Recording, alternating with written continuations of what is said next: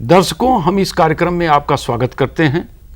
जैसा कि आप जानते हैं और अक्सर कहते भी हैं कि कभी हमारा देश सोने की चिड़िया था, इसमें कोई दो राय नहीं। धन संपदा के मामले में, प्राकृतिक संसाधनों के मामले में हमारा देश काफी सुदृढ़ था, समृद्ध था। यहां पर एक अंग्रेजी की कविता का कुछ अंश मुझे याद आ रहा है। Not gold but only man can make a people great and strong. कि व्यक्ति ही, सोने चांदी नहीं किसी देश को महान बनाते हैं। यहां पर हम दोनों बातों को जोड़ना चाहेंगे और हम ये कहना चाहेंगे कि हमारा देश केवल प्राकृतिक संसाधनों से ही संपन्न नहीं था, मानव संसाधनों से भी संपन्न था। इस देश का इतिहास बताता है कि जहां एक तरफ हमारे देश में पुरुषों ने अपनी विद्वता से, अपनी निर्भीकता से, अपनी कर्तव्य परायणता से अपने देश के इतिहास को स्वर्णिम बनाया, वहीं दूसरी तरफ इस देश की नारियों ने भी कदम से कदम मिलाकर देश के इतिहास को गौरवशाली बनाने में कोई कसर नहीं छोड़ा।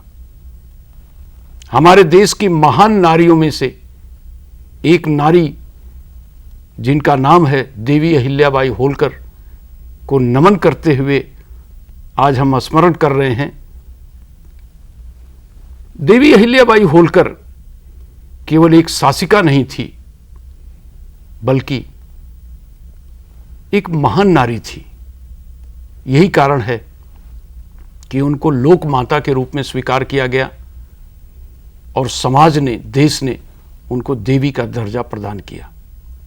आज हम देवी अहिल्याबाई होलकर के जीवन से संबंधित कुछ पहलुओं पर चर्चा करने के लिए अपने स्टूडियो में आमंत्रित किया है इंदौर शहर के एक ऐसे विभूति को जिनका नाम है डॉक्टर गणेश मतकर। गणेश जी, आपका स्वागत है। नमस्कार, धन्यवाद। दर्शकों, हम आपको थोड़ा सा ये बताना लाजिम समझते हैं कि डॉक्टर गणेश मतकर आज लगभग 78 वर्ष के हो चले हैं और आज भी उनकी सक्रियता में कोई कमी नहीं आई है। गणेश जी मराठी साहित्य के शिक्षक रहे। मराठी साहित्य के इतिहास पर इन्होंने शोध कार्य करते हुए पीएचडी की उपाधि प्राप्त किया। नाटककार हैं, नाट्यकर्मी हैं।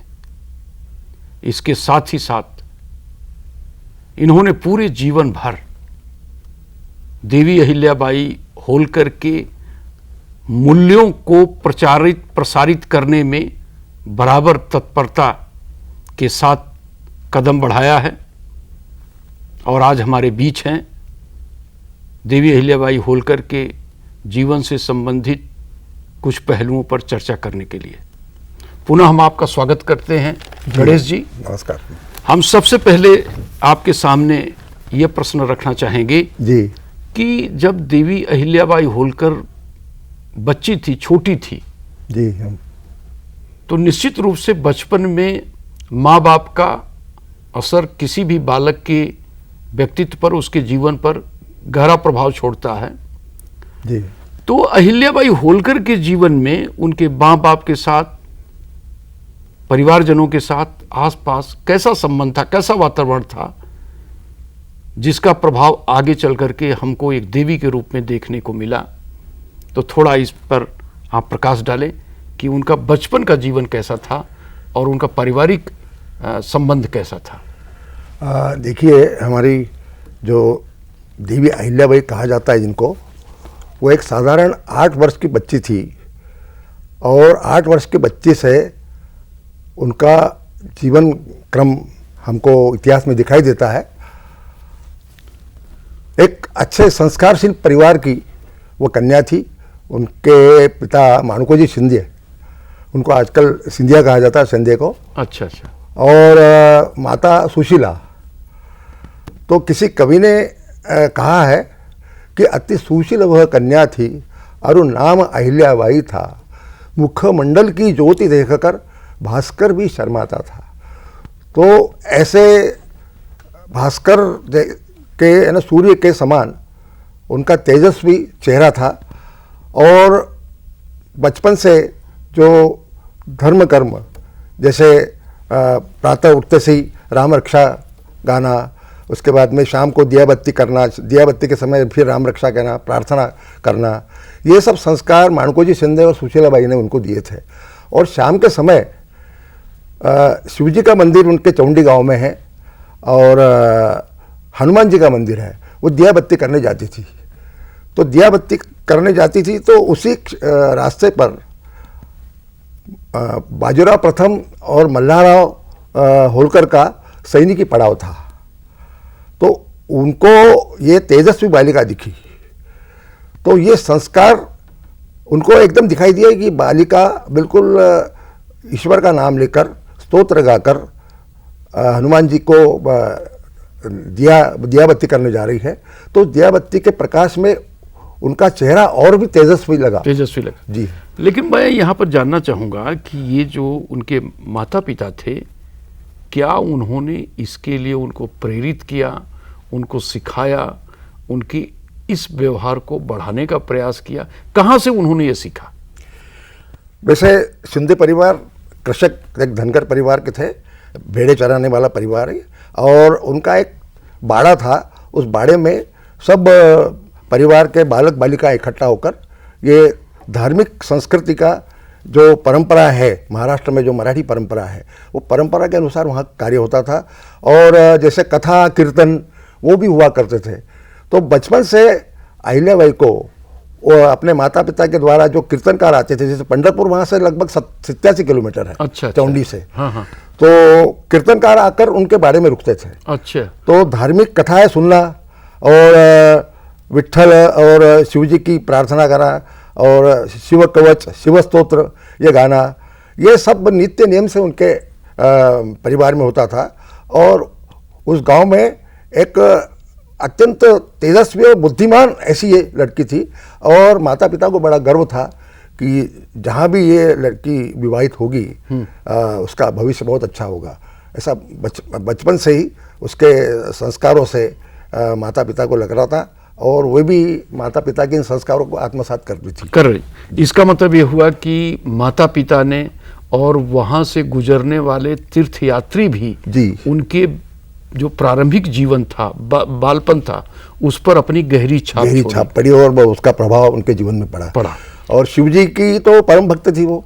अपने वहाँ पर शिवजी का मंदिर है, बाद में उस मंदिर का नाम अहिल्याबाई के जाने के बाद में अहिल्याश्वर शिवजी का स्थापित किया। तो वहाँ पर वो बालू का शिवलिंग बनाती थी और उस शिवलिंग को किसी प्रकार से क्षति नहीं पहुँचे, इसलिए वो जैसे कुछ घुड़सवार निकलते थे, कुछ बच्चे भी दौड़ते थे, तो उनको कहती थी कि दूर दूर बैठो, इस शिवजी के पास नहीं आना। यानी इतना उसको बचपन से शिवजी के प्रति लगाव था, शिवजी की भक्ति के प्रति इतनी प्रेरित थी वो। कहने का मतलब यह हो गया कि लगता है कि उनका बचपन में ही साक्षात शिवजी भगवान शंकर भगवान शिव से हो गया था। बिल्कुल। जैसा कि आपने बताया कि कभी बाजीराव पेशवा और मल्हारराव होलकर उधर से गुजर रहे थे। जी जी। जैसा कि आपने अभी बताया, तो उनकी दृष्टि इनके मुखमंडल पर पड़ी और आकर्षित हुए जी।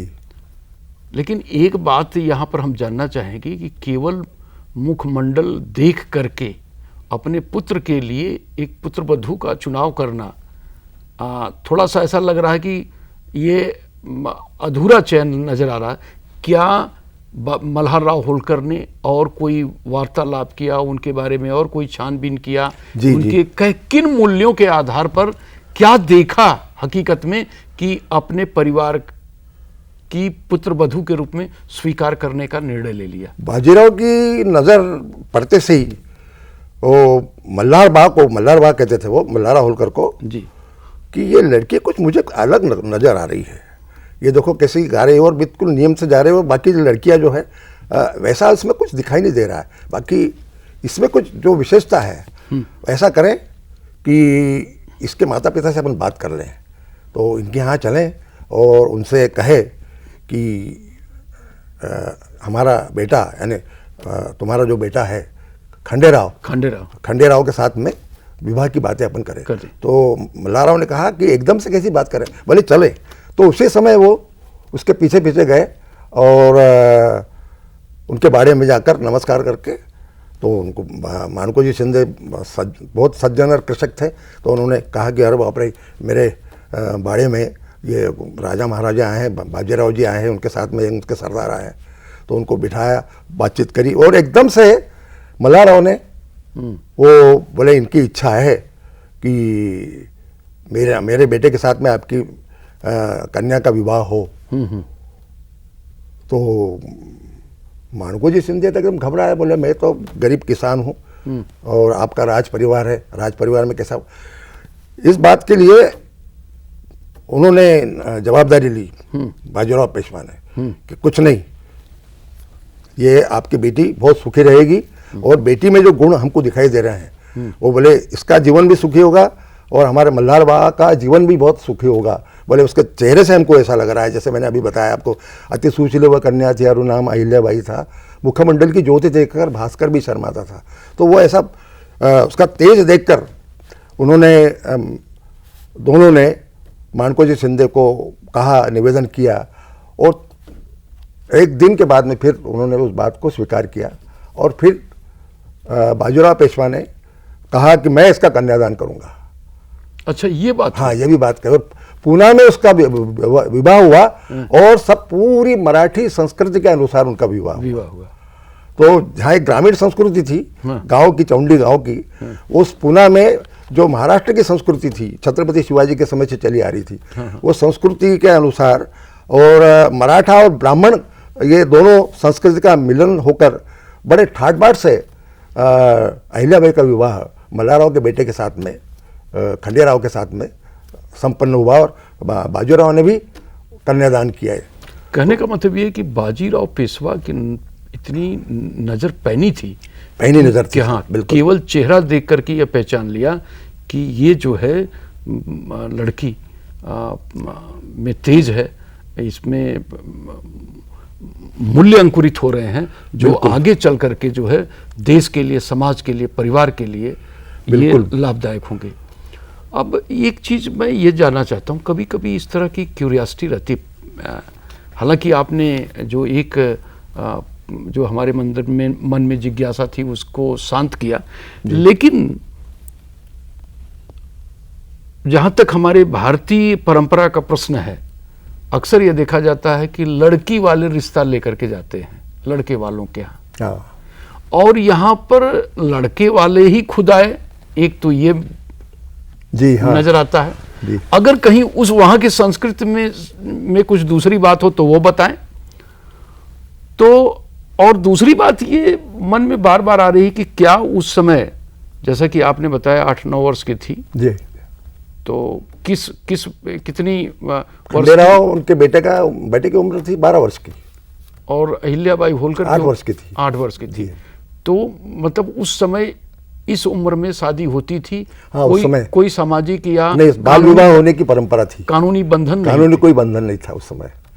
बिल्कुल पेशवा में क्या और मराठों में क्या, महाराष्ट्र में बिल्कुल 8 या 10 साल की लड़की होती थी और 12-13 साल का लड़का होता था। इस प्रकार से वो विवाह विधिवत होते थे, कानून स्वीकृति थी। अच्छा, तो ये अब मान लीजिए 8 वर्ष की बच्ची की शादी हो जाए और 12 वर्ष का उसका पति हो, जब इनकी शादी होकर के होलकर राजवंश की ये बहू बन करके आई जी, इंदौर में लाया गया, इंदौर में लाया जी हाँ, तो किस प्रकार अपने मतलब एक देखिए थोड़ा सुनने में बड़ा अटपटा लग रहा है कि 8 वर्ष या शादी होते होते 8.5-9 मान लीजिए उम्र हो गई, तो किस प्रकार इनके जीवन के क्या मूल्य थे, इनके व्यक्तित्व के क्या मूल्य थे, कैसे इन्होंने अपने ससुराल वालों को प्रभावित किया और ससुराल वालों से ये किस प्रकार प्रभावित हुई, अपने सास ससुर से, पति से किस प्रकार प्रभावित हुई और उनको कैसे प्रभावित किया?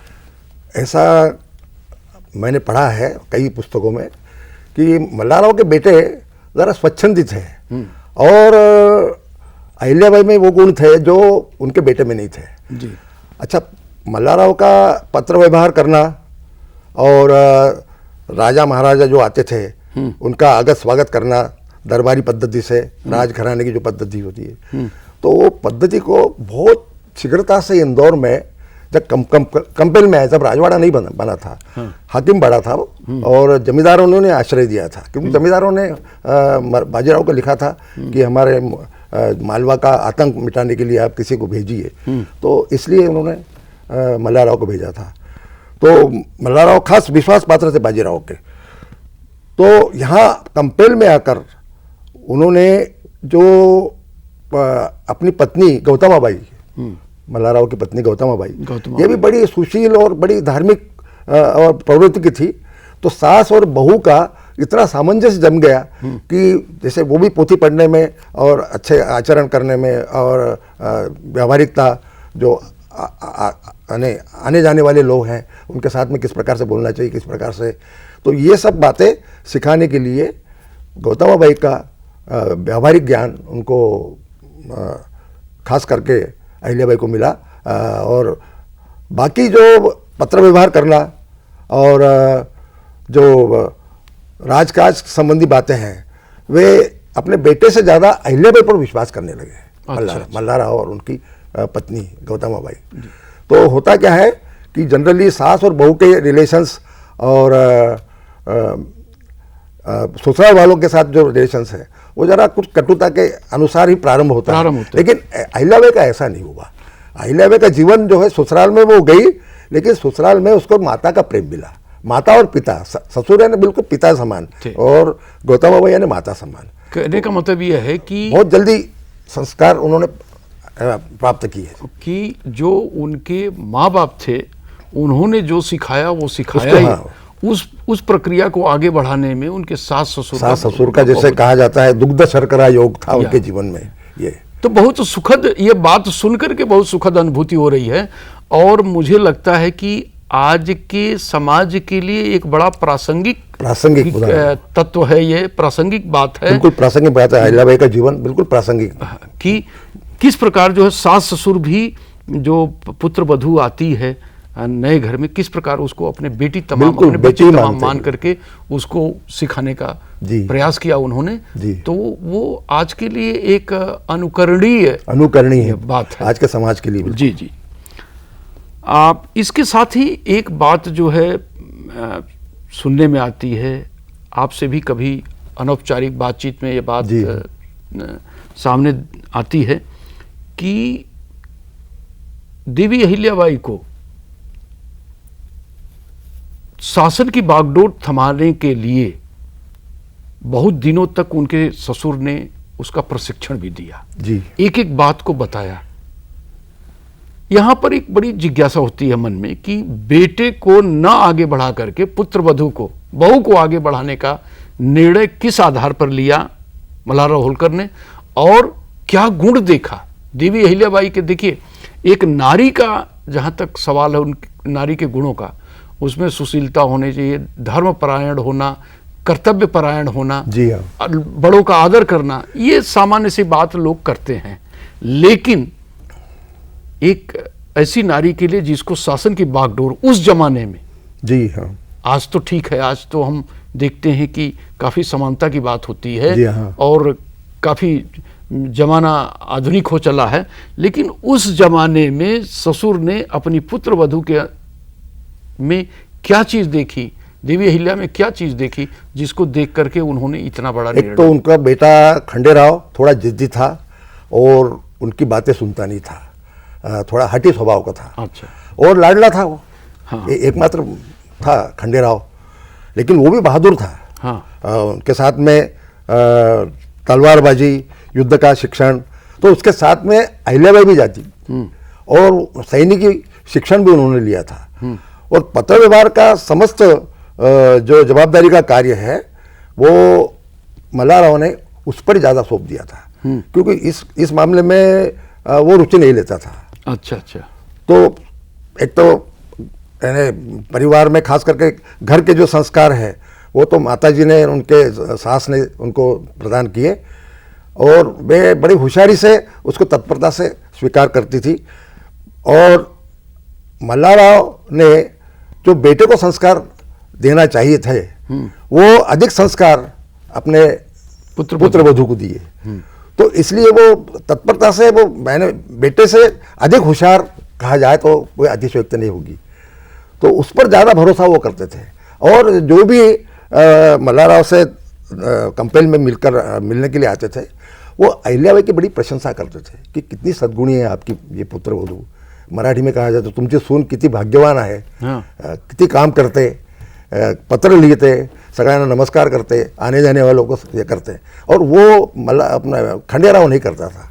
लेकिन तो, क्या उस जमाने में जैसे ये उस परिवार की पुत्रवधू थी, तो क्या लोगों से मिलने जुलने की ये स्वतंत्रता थी, या कोई पर्दा सिस्टम ये सब था या नहीं था? थोड़ा सा कभी द्वंद्व पैदा होता मन में। बिल्कुल सही बात है, आपका प्रश्न बहुत अच्छा है। उस समय पर्दा प्रथा वैसे देखा जाए तो राजपूतों में पर्दा प्रथा थी। हाँ। लेकिन पेशवा में केवल विधवाओं का पर्दा प्रथा था, और थोड़ा साइड में खड़ी रहकर वो बातें करती थी। और उसी जो पेशवा की जो परंपराएं थी, संस्कृति, रहन सहन, व्यवहारिकता, जो आगंतुकों से बात करना, तो उसी तरह का सब संस्कार, मराठी संस्कार, महाराष्ट्र का यानी ब्राह्मणी संस्कार जिसे कहा जाए, तो कोई ऐसी वो बात नहीं है।